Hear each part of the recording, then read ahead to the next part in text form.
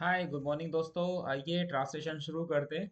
अगर आपकी प्रॉब्लम ये है कि आपको इंग्लिश से हिंदी और हिंदी से इंग्लिश में ट्रांसलेशन करने में प्रॉब्लम आती है तो आप हमारे चैनल से जुड़िए। हम पूरी कोशिश करेंगे आपको एक टेक्निकल तरीके से कि हम हिंदी से इंग्लिश और इंग्लिश से हिंदी ट्रांसलेशन करना सीख सके। आइए मेरे साथ साथ रीडिंग करेंगे। हम पढ़ेंगे यहाँ से सिसिलिया। दरअसल ये एक हॉस्पिटल में एक पेशेंट और एक डॉक्टर के बीच की कहानी है। दोनों आपस में किस तरह से कम्युनिकेट कर रहे हैं वो देखने वाली चीज़ है। तो यहाँ पर डॉक्टर है सेसिलिया। सेसिलिया कह रही है डॉक्टर को, क्योंकि हम पहले भी वीडियो में बात कर चुके हैं कि should I stay home from work as well. Cecilia Cecilia कह रही है किसको? डॉक्टर को कि शुड आई स्टे होम, कि क्या मुझे ठहरना चाहिए घर पर। शुड, क्या, आई स्टे होम, क्या मुझे ठहरना चाहिए। स्टे का मतलब होता है ठहरना। स्टे मीन्स ठहरना। क्या मुझे स्टे करना चाहिए होम घर पर, फ्रॉम वर्क काम से भी। फ्रॉम वर्क का मतलब काम से भी, जो वो काम करते हैं अपने, यानी कार्य से भी। तो क्या मुझे स्टे लेना चाहिए घर पर काम से एज वेल। ये पूरी बात बोली, क्या मुझे काम से भी स्टे लेना चाहिए। डॉक्टर क्लेन डॉक्टर का नाम है क्लेन। डॉक्टर क्लेन ने कहा यस, हाँ, you should remain in bed.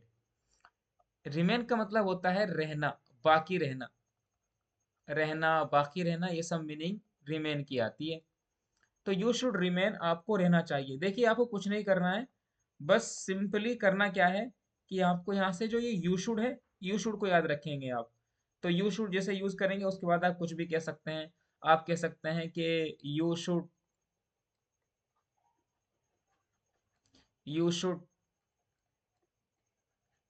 B silent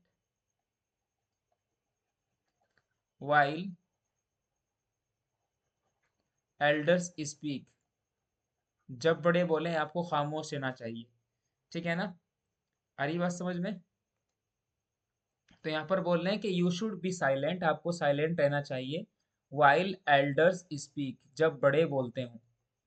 तो यहाँ पर कुछ नहीं करना, आपको बस यू शुड याद रखना है। यू शुड के बाद जो भी चीज़ आगी बाद में आप वर्ब की फर्स्ट फॉर्म लगा लेंगे। तो इसका पूरा फॉर्मूला है कि subject plus should plus verb की फर्स्ट फॉर्म। इसके बाद आप कुछ भी लगा लें, आप अलग से नए सेंटेंसेस भी बना सकते हैं। तो यहाँ पर बोल रहे हैं, क्या बोल रहे हैं कि you should remain in bed, आपको बेड पर ठहरना चाहिए यानी रेस्ट लेना चाहिए। अंटिल द फीवर ब्रेक्स, जब तक के, फीवर का मतलब बुखार, जब तक के बुखार पूरी तरीके से ब्रेक ना कर दे यानी खत्म ना हो जाए। यू शुड ऑल्सो वेट, आपको वेट भी करना चाहिए। Until 24 hours. ठीक है ना? देखिए यहाँ पर जो ये जो एच है, इस एच का साइलेंट रखना जरूरी है। और यहाँ से आवाज निकल जाएगी ओ से, तो ये बन जाएगा आवर। ठीक है ना? तो you should also wait until 24 hours. ठीक है ना? तो आपको वेट करना चाहिए 24 घंटे तक। After the fever has broken before you return to work. After the fever has broken before you after the fever, बाद इसके कि बुखार आपको छोड़ दे। ठीक है ना? तो अपने घर पर लौटने तक आपको 24 आवर्स वेट करना चाहिए। Until 24 hours after the fever has broken before you return to work. इससे पहले कि हम काम पर लौटे, काम पर लौटने से पहले आपको फिर भी 24 आवर्स आवर्स तो वेट करना चाहिए ताकि बुखार पूरी तरीके से खत्म हो जाए। ये कहने की कोशिश की गई है। इसके बाद है you do not want to risk getting your coworkers. You do not want, आप नहीं चाहते हैं, ये प्रेजेंट इंडेफिनिट का नेगेटिव सेंटेंस है। यू डू नॉट वांट, आप नहीं चाहते हैं, टू रिस्क, खतरे में डालना। ठीक है ना? रिस्क का मतलब होता है खतरे में डालना। इसका मतलब होता है खतरे में, खतरे में डालना। आप रिस्क नहीं ले सकते यानी आप रिस्क लेना नहीं चाहते हैं कि आप टू रिस्क, खतरे में डालें, गेटिंग योर कोवर्स, अपने को वर्कर्स को। कोवर्स का मतलब होता है साथ में काम करने वाले, साथ में,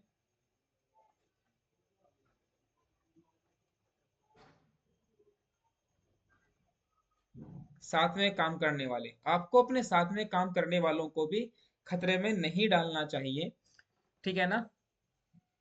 इसके बाद है सिक एज वेल, इसी तरह से इस खतरे में कि कहीं वो बीमार ना पड़ जाए। You don't want to risk getting your coworker sick as well, आपको खतरे में नहीं डालना चाहिए, आप खतरे में नहीं डालना चाहते हैं इस बात को कि आपके साथ काम करने वाले भी बीमार हों, ये कहने का मतलब है।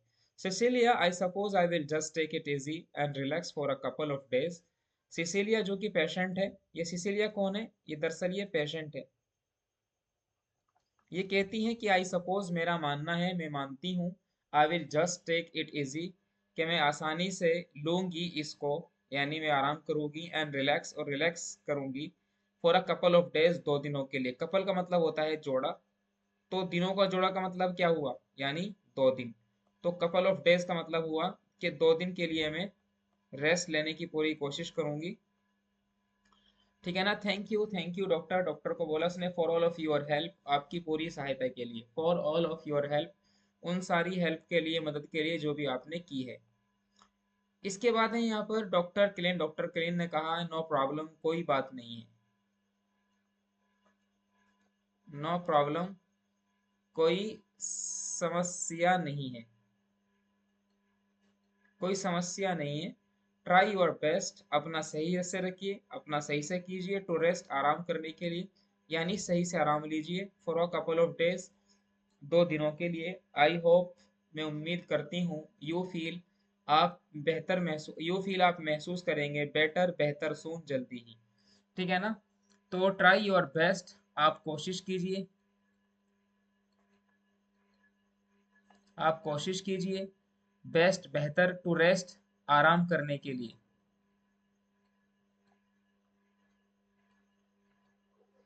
For a couple of days, 2 दिनों के लिए। कपल का मतलब होता है जोड़ा। आई होप, मैं उम्मीद करती हूँ, आशा करती हूँ, आशा करना,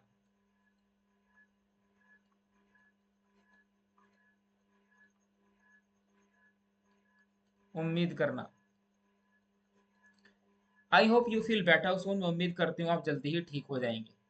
तो ये एक बहुत बेसिक हमने ट्रांसलेशन करने की कोशिश की है, ठीक है ना। ये पूरी वीडियो आप देखेंगे तो आपको बहुत सारे नए वर्ड्स मिलेंगे कि एक डॉक्टर और एक पेशेंट के बीच में बात किस तरह से हो सकती है। आइए कुछ अब क्वेश्चन कर लेते हैं। When did Cecilia begin to feel ill, Cecilia बीमार कब हुई थी। तो यहाँ पर आप पढ़ेंगे तो आपको पता चलेगा किसने यस्टरडे आफ्टरनून की बात की है। सिसिलिया को क्या प्रॉब्लम नहीं हुई थी, see which of the following is not one of सिसिलिया सिम्टम, तो उसको वॉमिट नहीं हुई थी, ठीक है ना। इसके बाद में यहाँ पर है ये, देख लेना इसको, आप ये क्वेश्चन आंसर खुद से कर लेना और मुझे कमेंट करके बताना, ठीक है। नेक्स्ट वीडियो में हम एक नया दिलचस्प टॉपिक लेकर के आएंगे, तब तक के लिए बहुत बहुत शुक्रिया, थैंक यू।